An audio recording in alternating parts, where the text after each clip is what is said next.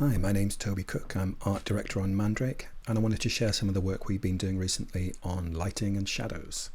So previously our world was laid out in pure 2D. If you took a chunk of scene like this and rotated it, you'd see all our sprites laid out on this completely flat plane.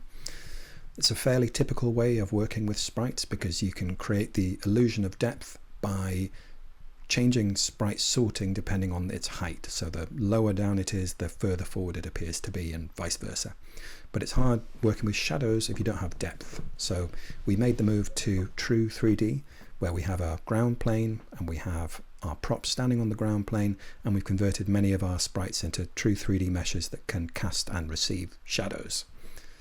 So for example, you can see the trees and the rocks and the fences all casting shadows and having shadows cast on them that will change depending on the time of day, like in this sped up sequence where you can see obviously the light direction changing and the color changing, and this just gives us tools that we didn't have in the 2D space to communicate the passage of time, and also really change the character of these spaces over the course of the day, which is a really important part of making it feel like a believable natural environment.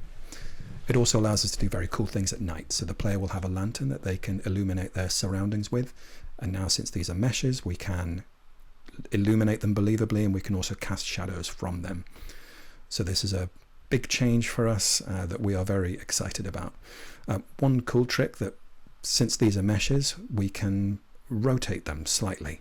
You can't rotate them too far because they'll break, but you can see I'm just like tweaking this fence here, and this should be really helpful for us for construction, especially when we're chaining together these sorts of linked assets. We're also making these changes to structures. So for example, this is Nessa's house. Nessa is the village blacksmith, and as the player moves into the forge area, you can see the forge itself is illuminating the room, and the player has their own light that they're illuminating the structure with, and it's a proper 3D mesh, so it's all convincingly illuminated. So they're quite big changes for the game, but we're really excited about them and excited to share more with you soon.